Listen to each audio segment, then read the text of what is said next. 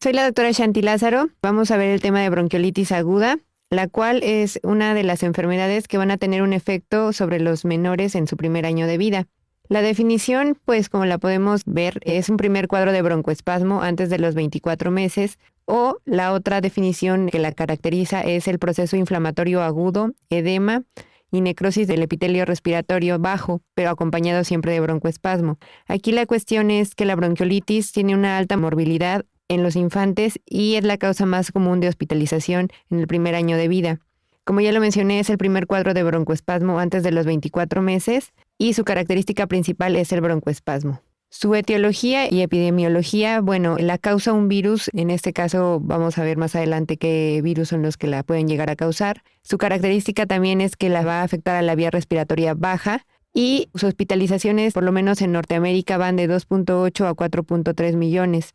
Se asocia también a una mortalidad de entre 66,000 y 199,000 fallecimientos y por lo menos en el hemisferio norte, el invierno es la temporada donde más casos van a presentarse de esta patología. La fiebre, aunque es un síntoma que a lo mejor no llama tanto la atención, sí va a estar presente y va a estar presente al menos por durante unos 3 días en promedio. La fiebre va a ser baja y los casos se van a presentar más en los meses de diciembre a marzo. En esta tabla podemos observar que pues, los diferentes virus que la pueden ocasionar van el virus sincicial respiratorio, el cual va a ser en un alto porcentaje hasta un 50-80%, y como lo mencioné en la diapositiva anterior, el predominio de estos casos va a ser de diciembre a marzo, aquí lo mencionan de noviembre a abril, pero bueno, coincide con la temporada invernal. Como vemos, es un alto porcentaje que lo puede llegar a condicionar este tipo de virus, aunque se incluyen también otros como el rinovirus, el parainfluenza virus, el metaneumovirus, coronavirus, adenovirus, el virus de la influenza también, y enterovirus como el Coxsackie o el ecovirus, pero bueno, eso ya va a depender de los diferentes países que existen en el hemisferio norte. Hasta en un 90%, pues como ya lo mencioné, es causada por el virus sincicial respiratorio y esto se ha podido detectar a través de técnicas de biología molecular. Sin embargo, como un estudio de rutina no se realiza pues de manera constante, por lo cual estos datos se tienen a través de pues, las diferentes investigaciones que se han realizado.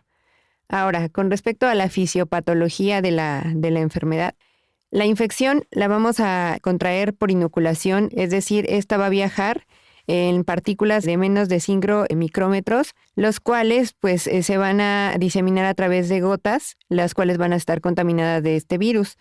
Van a llegar a lo que es la vía a través de las mucosas nasal o la conjuntiva, por estas secreciones contaminadas que acabo de mencionar. Y posterior a esto se va a dar todo lo que es la incubación y los diferentes síntomas que nos va a producir esta enfermedad. Aproximadamente después de un periodo de 4 a 6 días comienza la replicación viral. Como podemos observar aquí en la diapositiva, en este lado tenemos el lumen de la nariz y del otro lado el lumen bronquial o bronquiolar más bien. En este caso, pues llega el virus a la parte de la mucosa nasal donde pues se va a instalar y pues ahí empieza su replicación para posteriormente pues infectar a lo que es la vía aérea baja, que en este caso es el bronquiolo. De esa manera es que la característica de esta enfermedad es que afecta a la vía respiratoria baja. Como condicionante de esto vamos a tener que el tracto respiratorio bajo pues se va a ver afectado y las células ciliadas pues van a de alguna manera a perder la funcionalidad que generalmente tienen. En este caso, los bronquiolos y los neumocitos son los directamente afectados. El virus sincicial respiratorio lo que va a condicionar ya en el tejido respiratorio o en el epitelio bronquiolar es que la glucoproteína F y G va a perder la unión al glucocálix de la célula diana y por lo tanto se produzca esta replicación viral en el huésped y pues de ahí se produzcan todos los síntomas respiratorios. Va a haber un infiltrado en el tejido peribronquiolar. La característica principal es que va a haber edema en la vía respiratoria. Aquí por lo que vemos es la replicación.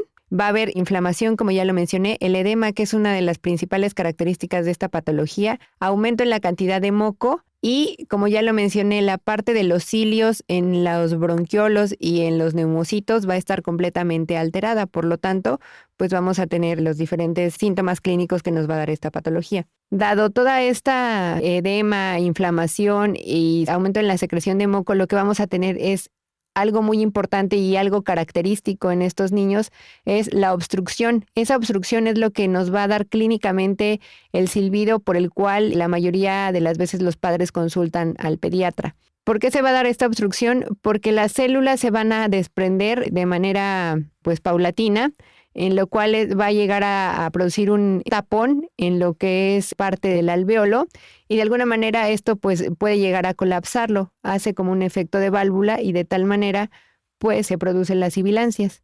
Esa obstrucción, como ya lo mencioné, hace que colapse el alvéolo y se produzcan esos síntomas respiratorios. Entonces, haciendo como un pequeño resumen de la fisiopatología, vamos a tener que después de 4 o 5 días de incubación, donde va a haber un periodo de congestión, rinorrea, irritabilidad, hiporexia y fiebre baja, que es otra de las características de esta enfermedad, 2 a 3 días después vamos a tener lo que ya se conoce como la bronquiolitis, que es la infección, el edema o inflamación de la vía respiratoria baja o de los bronquiolos. Vamos a tener ya como síntomas respiratorios lo que es la tos, aumento en la frecuencia respiratoria, silbidos, puede haber datos de dificultad respiratoria como lo es el aleteo nasal, retracciones donde se puede apreciar las costillas, retracción gifoidea, o lo que también caracteriza es una hiperinsuflación. Va a quedar aire atrapado a nivel pulmonar y por lo tanto podemos ver esa hiperinsuflación. Y pues eso va a repercutir ya a nivel de la función pulmonar en una hipoxemia que pues va a requerir, dependiendo de lo que encontremos en la exploración física,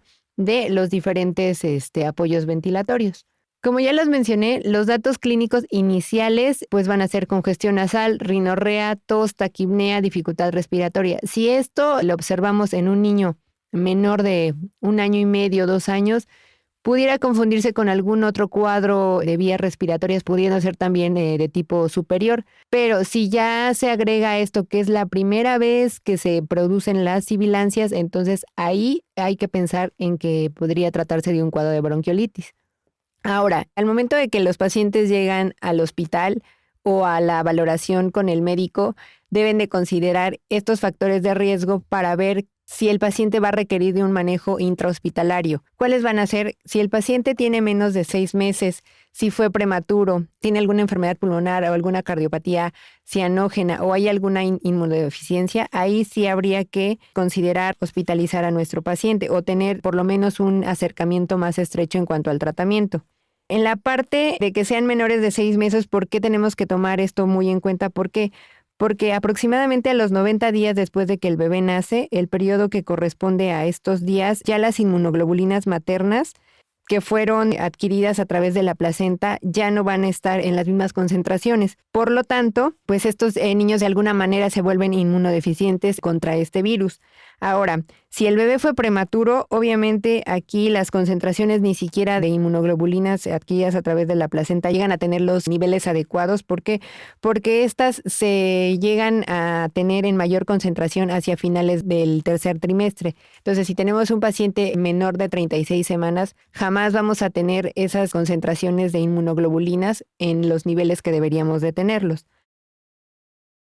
En cuanto a cardiopatías cianógenas, principalmente hay que considerar si estos pacientes, aparte de prematuros, tuvieron alguna cardiopatía asociada, por ejemplo, a hipertensión arterial pulmonar o una falla cardíaca, los hace más propensos a tener este tipo de virus. Y hay que considerar que los pacientes que tuvieron un ventilador durante sus primeros días de vida, aumenta lo que es la inflamación y también pues la fibrosis a nivel pulmonar. Por lo tanto, si llegaran a enfermar de esto, obviamente los cuidados que se deben de tener con ellos sería mayor. La exposición al tabaco inútero es otro factor el que hay que considerar, aunque aquí, bueno, no está mencionado. Y también la atopia y la presencia de conjuntivitis durante los primeros días de vida también lo debemos de considerar como un factor de riesgo. Ahora, en cuanto a las inmunodeficiencias, aquí, bueno, hay que ver, hay otras patologías ya más específicas como es el de la trisomía 21 o síndrome de Down, y la fibrosis quística, que por su misma fisiopatología también hará que estos pacientes sean más propensos o que si en caso de tener esta enfermedad se puedan llegar a agravar si la presentan. ¿Qué datos clínicos de severidad vamos a considerar ya al momento de que tenemos al paciente frente a nosotros? Que el paciente no haya disminuido la ingesta de sus alimentos en más de un 50%. ¿Por qué? Porque ahí, aparte de que ya hay un cuadro de gravedad, pues obviamente esto quiere decir que nuestro paciente ya lleva varios días con este trastorno. Que no haya letargo, es decir, alguna alteración a nivel neurológico, que la frecuencia respiratoria como tal sea mayor de 70 por minuto, recordando que los pacientes de esta edad hay que graficar o hay que considerar que las frecuencias respiratorias no son iguales que en la del adulto y aquí se considera una taquipnea cuando la respiración es mayor a 70 por minuto. Y otro dato muy importante, habría que recordar el Silberman-Andersen, que es una escala que mide la dificultad respiratoria. Aquí únicamente hace énfasis en lo que es el quejido y el aleteo nasal, más la cianosis, que son datos importantes de severidad. En este caso, el paciente no podría enviarse a su domicilio ni ser manejado de manera ambulatoria, sino más bien debería de quedarse internado dependiendo de lo que encontremos en los diferentes estudios que se deberían de solicitar, si requiere o no de apoyo suplementario de oxígeno. Como tal, los criterios de hospitalización van a ser que el paciente presente apnea en algún momento, que la saturación con el oxímetro llegue a marcarnos menos de 92, que su ingesta, como ya lo mencioné anteriormente, sea menor a 50% y se refiere únicamente a los líquidos porque aquí ni siquiera, consideran a los sólidos, y que existe un síndrome de dificultad respiratoria severo. Podemos hacer uso de las diferentes escalas que miden estos grados de severidad. Ahora, en cuanto a la saturación de oxígeno, van a ser hospitalizados todos aquellos que tengan menos de 92%. Cuando nosotros tenemos un paciente que llega con un 92 a un 94% de saturación de oxígeno, hay que considerar el estado clínico, la etapa en la cual está cursando la enfermedad. Algo muy importante, y aunque pareciera pues no tan real o tan importante tomar en cuenta, es el factor socioeconómico y demográfico. Si tenemos un paciente que tiene una condición socioeconómica baja, que si la mamá es a lo mejor una adolescente, que vive, su centro de salud o su centro hospitalario queda más, de 1 hora de distancia de donde ella vive, debemos de considerar esto. ¿Por qué? Porque aunque tenga 92, 94%, no sabemos qué va a pasar con ese paciente, si en algún momento va a requerir de terapia suplementaria de oxígeno. ¿Por qué? Porque a lo mejor las condiciones en las que él se desarrolla pues no son las adecuadas y ahí sí deberíamos de tomar en cuenta todo esto para que el paciente se quedara hospitalizado para manejo de la patología. Ahora, si tenemos un paciente que satura por arriba del 94% y clínicamente lo vemos sin ninguna otro dato de dificultad respiratoria, entonces ahí podríamos considerar que el manejo fuera ambulatorio. El diagnóstico es completamente clínico, aunque en algunas ocasiones se llega a pedir placa de rayos X, un estudio de laboratorio y gasometría, pero esto no es de manera rutinaria, ya que, como lo mencioné, los datos son completamente clínicos. En cuanto a la parte de la radiografía de tórax, aquí pues solamente es como para diferenciar de algún otro diagnóstico, pero como tal de primera instancia, si tenemos un paciente al cual le sabemos hacer un buen interrogatorio y sabemos que son sus primeras sibilancias en el primer o segundo año de vida, lo más probable es que sea un cuadro de bronquiolitis y no tengamos que pedir este estudio. Ahora, los datos que podemos encontrar en la placa van a ser hiperinsuflación, pueden haber datos de atelectasia y en algunas ocasiones lo podemos confundir con un dato de consolidación para descartar una neumonía. Es ahí cuando a veces se llega a agregar al tratamiento antibiótico, pero en este caso es completamente viral y estaría contraindicado el uso de estos medicamentos. Los cultivos o los hisopados nasales y todos los diferentes exudados, solamente si queremos descartar alguna patología realmente relacionada con alguna bacteria. La gasometría solamente si estamos viendo que nuestro paciente está con alguna falla respiratoria, ahí sí tendríamos que solicitar este tipo de estudio, lo cual es invasivo. Recordemos que son pacientes pequeños, los cuales de por sí están fuera del ambiente donde generalmente se desarrollan, entonces llegar a un hospital los pone todavía más irritables y eso no nos va a ayudar mucho menos en el tratamiento. Ahora, el diagnóstico diferencial, vamos a tener que hacer este tipo de diferenciación. ¿Por qué? Porque no nada más lo que silba puede ser una bronquiolitis. Hay que considerar lo que es un asma, pero obviamente si ya esto ya fue su segundo cuadro de sibilancias, ahí ya no podría ser un cuadro de bronquiolitis. Algún tipo de neumonía que a veces puede llegar a causar síntomas similares a esta entidad. Aspiración de algún cuerpo extraño en la vía aérea, que bueno, sí se llega a dar. Reflujo gastroesofágico, algún problema cardíaco, algún anillo vascular, una masa mediastinal, como ya lo mencioné, la misma fibrosis quística o alguna fístula traqueoesofágica. Todo esto debemos de tomarlo en cuenta. No quiere decir que todo lo que silbe en los menores de 2 años sea nada más bronquiolitis, pero sí hay que tomar todo esto en cuenta. Ahora, ¿cómo va a ser el abordaje en cuanto al manejo de estos pacientes? Lo primero que todo es, como siempre, hacer una buena historia clínica.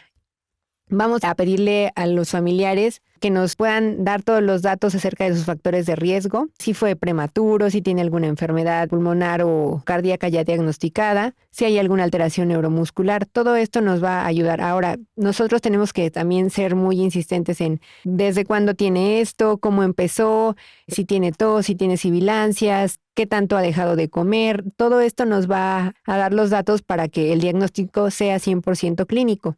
Tenemos que, en cuanto a la observación, pues ver todo lo que es la parte de la valoración de nuestro paciente, es decir, cómo está respirando, el ABC de nuestro paciente, si requiere de algún aporte suplementario, toda la circulación, cómo está haciendo en estos pacientes, ¿para qué? Para que de esa manera nosotros valoremos si requiere o no de estudios suplementarios o de algún tratamiento de oxígeno suplementario para que podamos tener a nuestro paciente en las mejores condiciones y estabilizarlo. Ahora, si la bronquiolitis al momento de que nosotros valoramos vemos que es algo leve, puede irse, como ya lo mencioné, el paciente a casa. Ahora, si la bronquiolitis se considera de moderada a severa, ahí es cuando tenemos que entonces hacer uso pues de todas nuestras habilidades que ya sabemos.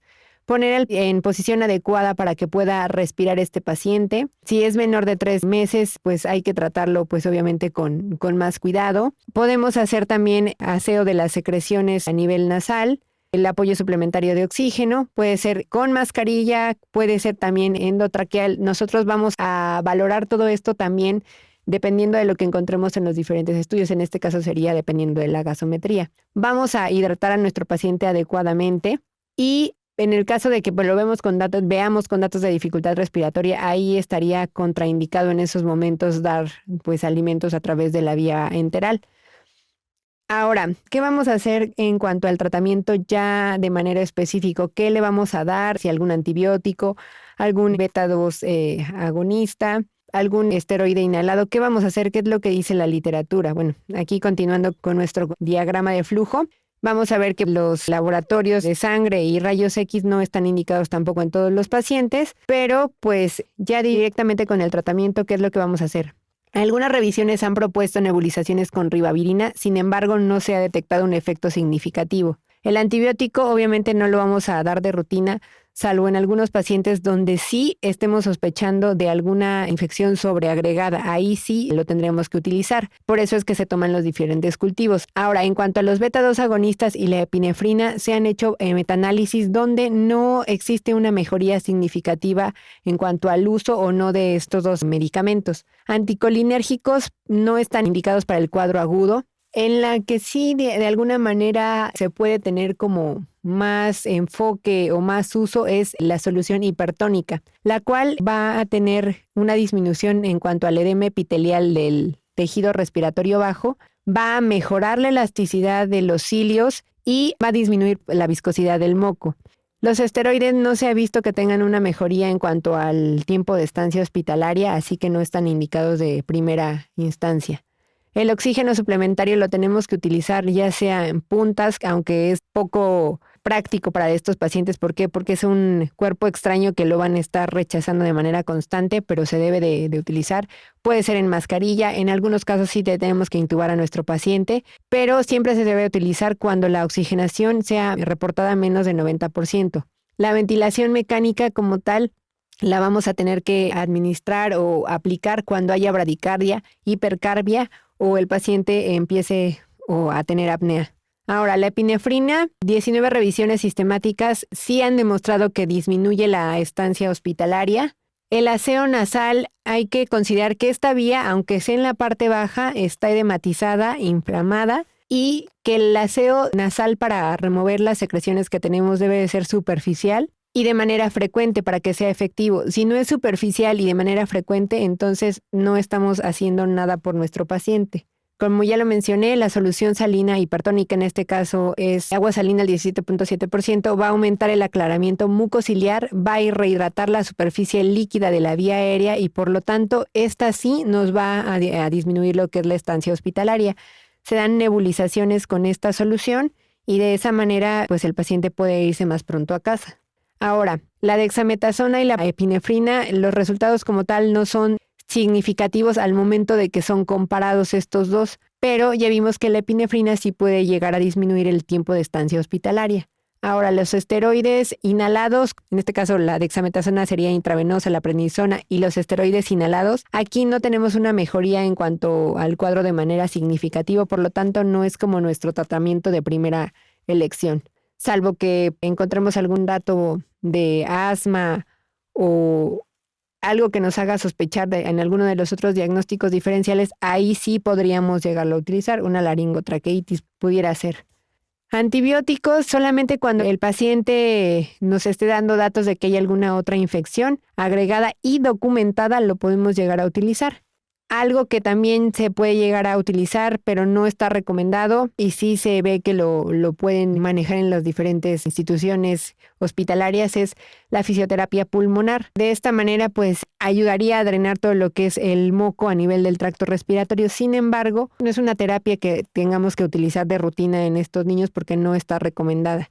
Por lo tanto, la bronquiolitis podemos concluir que es una patología de tipo viral, la cual, pues su periodo de incubación va a ser aproximadamente de 4 a 6 días, donde su característica principal va a ser el edema y la inflamación de la vía respiratoria baja, en este caso los bronquiolos. Va a haber una obstrucción, ¿por qué? Porque se va a ir escamando ese epitelio respiratorio bajo, lo cual nos va a dar un efecto de válvula a nivel del tracto respiratorio bajo y como consecuencia a nivel clínico nos va a dar esa característica que son las sibilancias. El manejo es básicamente medidas de soporte, es apoyar al paciente con terapia de oxígeno suplementario cuando la saturación de oxígeno sea menor a 90%.